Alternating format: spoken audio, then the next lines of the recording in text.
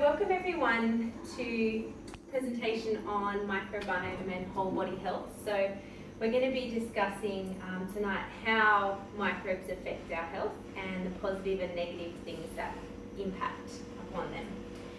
So what are microbes? Microbes are found in 4 places: your mouth, your skin, your gut, and lucky females have vaginal bacteria.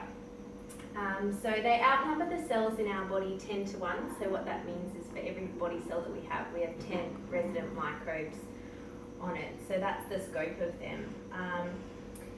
Tonight I'm going to focus on an area where the most of our microbes live, which is our gut, or more specifically our lower intestine. So every single person has a different varying microbes within their gut. No two people are the same, even if they're identical twins. There is no categorized normal, and there's approximately 1,160 species. However, every person has about 160 within their body. So what do they do? Their main function for gut microbes are to digest indigestible polysaccharides, so dietary fiber. They metabolize our drugs, synthesize vitamins, maintain the structural integrity of our gut wall. They protect us from pathogens and drive the development of our immune system. So how do we develop our microbes? When we're in the womb, it's a germ-free environment and we are generally microbe-free. So the first way that we interact with microbes is through the mode of delivery. So whether you were naturally born or born by cesarean. So you can imagine having a natural birth, hours of labour. The first microbes that you're exposed to is vaginal bacteria from your mother. But if you're born by cesarean, the first bacteria you actually encounter is that from nurses and doctors within the room, and then skin bacteria, which is very different to vaginal bacteria. So then you're exposed to either breast milk or formula. So that then determines your gut microbes, what solid foods you're first introduced to, and then through your environment that you live in. So whether your children do go outside and play outside, or whether they're inside with windows closed, the different types of bacteria that you have in your home. So by the age of 3, your gut bacteria resembles that of an adult. So that's why the first 3 years are really important for developing your microbes. So the main point to remember throughout the rest of the presentation is that the more diverse, the better. So we want lots and lots of different species of bacteria in our gut. So in order to understand the composition of our microbes, we obviously take a historical look, and we go back to when we're hunters and gatherers. So you can imagine hunters and gatherers, hands in animal carcasses, digging up dirt, hands in trees, no sanitation, no drugs, no processed foods, and their diets are extremely high in dietary fibre, which is a really important point. Today, we're recovering from a war on germs, so we sanitise, we clean, we use chemicals, we sit inside with our windows closed, and we don't eat a lot of fibre. So a recent study wanted to find out what our bacteria may have looked like with hunters and gatherers. So they went to the Hadza tribe in Tanzania, and that's the last completely hunter-gatherer tribe in the world, and they tested their microbes. So you can see here the Hadza tribe, each one of these colours represents a different species of microbes, and compared to an Italian study. So what they actually found was a more diverse microbe system than any other that's ever been tested. And they found something that's also unique to this tribe, which is a differential gut microbes based on gender. So you can imagine the gender stereotypical roles within the tribe which cause that. Now, 33% of these bacteria were unidentifiable, so they've never seen them before. So you can imagine what we've lost through our sanitation, farming practices, and urban civilization. Without realizing, we have lost a lot through, I guess, our sanitization procedures. So There's a number of interactions that happen every day within our body, and microbes play a part in a lot of it. So as I explained, microbes digest fibre. They also maintain the structure of our gut wall. So when dysbiosis occurs or an imbalance occurs within your microbes, you can actually get holes within your, or I guess things can leak out of your gut wall. And what happens then is that it leads to inflammatory conditions like non-alcoholic fatty liver disease, irritable bowel, and inflammatory bowel disease. So the integrity of the gut wall doesn't only just let things leak out, but it also keeps things from entering. So when you have your dysbiosis, things can also enter your gut, which leads to things like colon cancer and diarrheal related illnesses. So very important within your digestion. Microbes also maintain our homeostasis within our body. So when we digest soluble fire, we create things called short-chain fatty acids. And these are linked with decreased appetite, decreased calorie intake, decreased inflammation within your body, and they improve your insulin levels. So when dysbiosis occurs, it reduces the amount of short-chain fatty acids within your body, which then increases your lipids, increases your insulin levels, and the impact on our fat and liver cells actually affects your metabolism. So these are all things that are really common with type 2 diabetes. So not only type 2 diabetes, but type 1 diabetes, as we know, is an autoimmune disorder. But children with type 1 diabetes have a really specific microbial structure in their gut, and they haven't yet determined whether that's a causal relationship or not, but it's a starting point that we can then use for diagnosis, prevention in kids that don't even know that they have type 1 diabetes yet. So really early in that study there. So another risk factor for type 2 diabetes is obesity. So I don't know if you know, but there's a new category of obese, and it's called healthy obese. Makes up 20% of your obese population, and these people have low visceral fat, so internal fat. They have high insulin sensitivity, they have low triglycerides, high LDLs, but they're obese. So how is that possible? They're completely healthy inside, but they're obese. So Gordon and his colleagues did a study on mice, and a lot of the things I'll talk about tonight are on mice. So he had one group of germ-free mice and one group of colonized mice. So they've grown up with their bacteria that they've absorbed from their environment. So you've got your normal set and your germ-free set.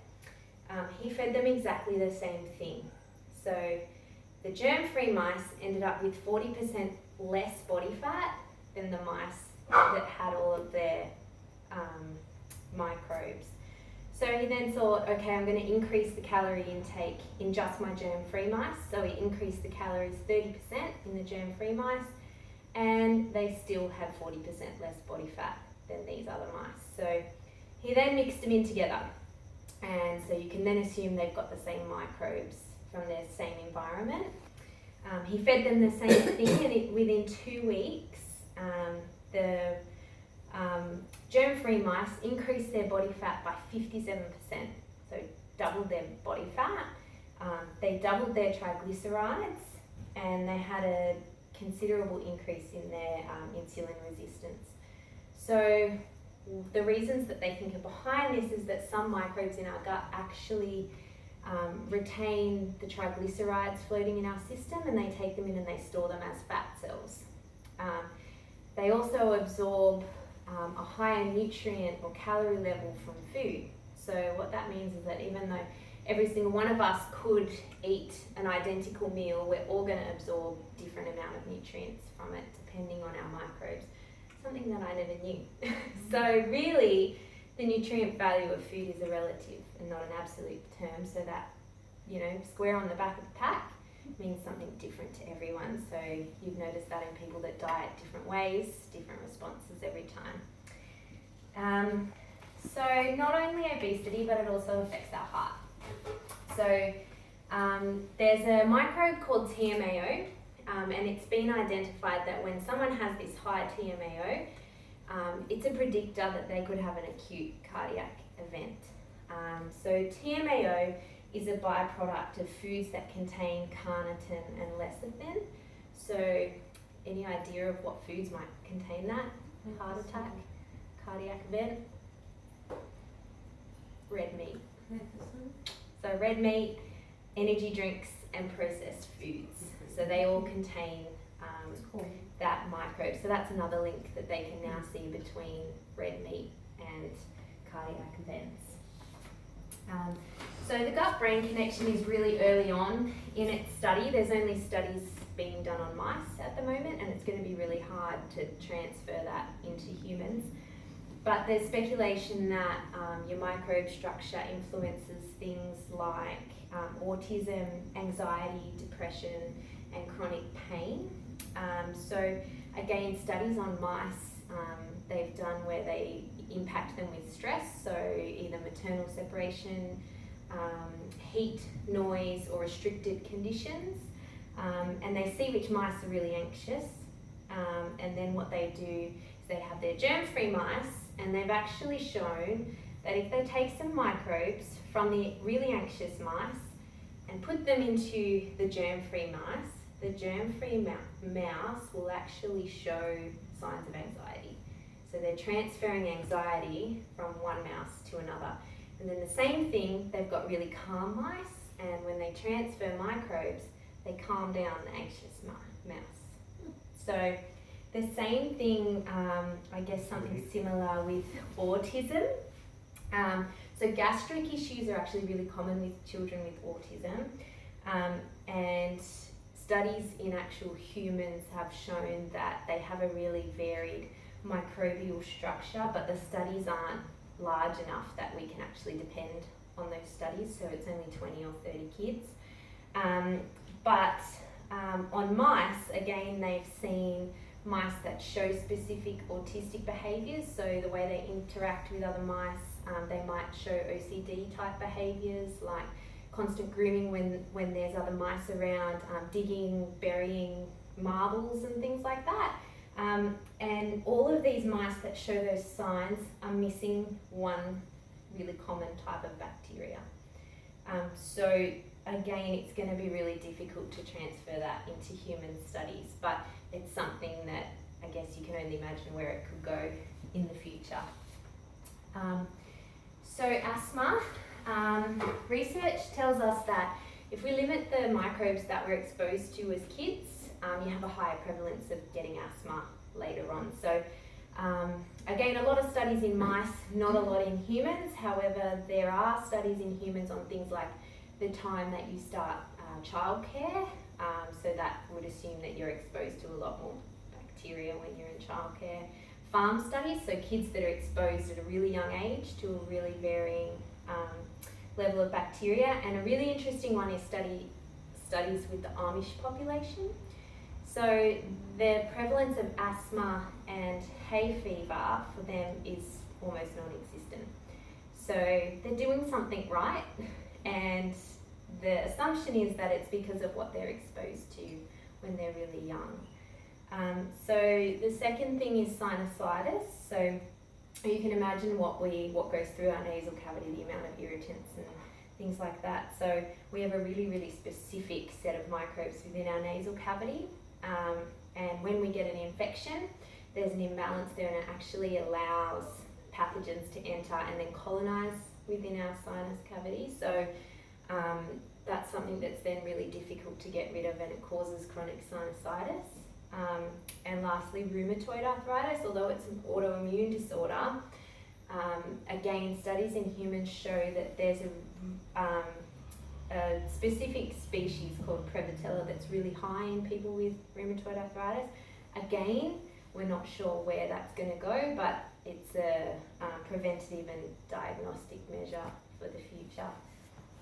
So the good news is that we know what negatively and positively impacts our microbes. So although we don't know all the information about what it can lead to, we can do the best to improve our own gut bacteria. So As I've said already, limiting exposure to environmental bacteria in infancy is a really negative thing. Leads to asthma, eczema, sinusitis, hay fever, and other allergies later in life. There's even a study that proves that if you have older siblings, your microbiome is more diverse, so you have the better, I guess, the weapons to fight pathogens when they come through because of the illnesses you've gotten from your older siblings at a young age. So that kind of goes hand in hand with our sanitation procedures. So not saying that we get rid of sanitation procedures altogether. Still a good idea to wash your hands after the toilet and before you eat and when you touch chemicals and things like that. But you know, petting animals, you know, playing in the grass without washing your hands and things like that. So exposing yourself to and your children to things that aren't toxic, that you know that are toxic or viral as well. Another really important one is the use of antibiotics. So you can see here, this pretty much tells you what antibiotics does to your bacteria in your gut. So antibiotics can't target the bad bacteria in your gut. They can wipe out a lot of your good bacteria as well. So after 7 days, where each colour shows a different species, your diversity is completely gone, and then at 24 months you're still not back to normal. So that's really important in kids before they're 3. So again, not saying that you never take it if it's you know really necessary, but think twice about it before you do, because it takes a really long time to get back what you've built up. One of the things that you can do no matter what stage of life you're in is your diet. So this shows you what a low fibre diet does with your system. So not only does your bile and your cholesterol end up back in your system because it has no way to escape your body, you have neurotransmitters in your lower intestine that tell you that you're hungry. So a lot of your food, so other than dietary fibre and water, is digested in your small intestine. So if you're not eating anything of substance with your dietary fibre in it, it's not going to make it to your lower intestine. So your neurotransmitters are still going to tell you that you're hungry, and then you're going to overeat, and then that leads to other things, obesity and other conditions later on. So a low fibre diet is, I guess, the worst thing that you could do for your microbes, because you're not feeding them anything. So positive things that we can do. So I've mentioned now exposure to different bacteria. So letting your kids play in the mud, play in the dirt, play with pets. I really like that one. Without, I guess, washing hands and sanitizing afterwards. So letting them sit outside in the sun is another big thing, not closing the windows at home, so that they, I guess, are armed with the weapons later on that they can then fight any pathogens that enter their body. The other positive things are the mode of delivery. So having a cesarean doesn't mean that you're going to have negative effects later on. It just means that you need to be introduced to a variety of things in order to replace the bacteria that you may not have received in a natural birth. And then breastfeeding gives you bacteria that you won't be able to receive any other way. Minimising your antibiotic use, and then minimising the use of cleaning chemicals wherever possible. So, like I said, don't cut it out altogether, but just think about if it's really necessary or not. So diet is another one. So I've already spoken about our high fibre diet. So these are ways that you can easily meet your dietary intake per day. So just eating 2 slices of wholemeal toast, an apple and an orange, or some breakfast cereal, raw vegetables, or legumes, your baked beans, things like that. And the other thing that is really important is what you may have seen before, these things just here. So some you've guessed, some you haven't, but these are all fermented foods. So these foods, rather than introducing bacteria through your environment, you're actually ingesting good bacteria, and it may not make all of it may not make it to your lower intestine, but if it does and you eat it often, it will colonize there, and then you're going to have a really diverse microbia. So what are they? We've got miso, pickles, sauerkraut. This is kombucha, which is a newish one. It's a bit of a fad health food at the moment. Yogurt, and this is apple cider vinegar, which that's quite nice. So, and also, you know, having your diet high in fruit and vegetable,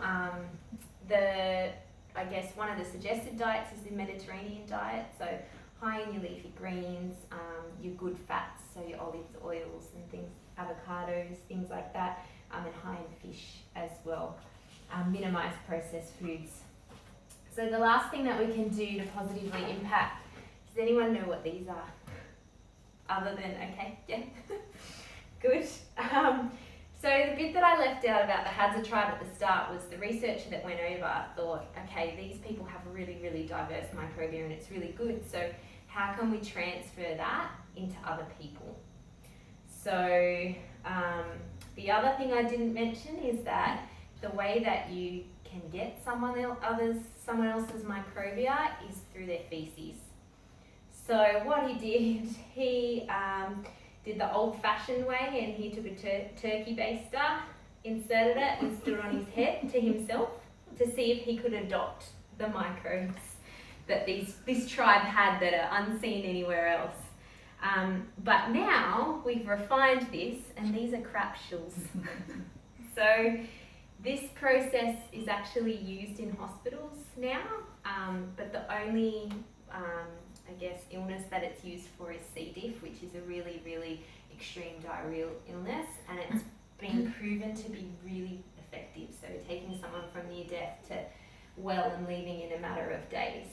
They only take samples from family that want to donate it, but it's something that, again, it's got to go through a lot of regulatory processes and things like that before we can use it for other illnesses. But you can only imagine what it could do later on when we've come to this point. Microbes were only discovered 40 years ago, and now we're at this point, so we didn't even know that we had a variety of bacteria that we had to look after.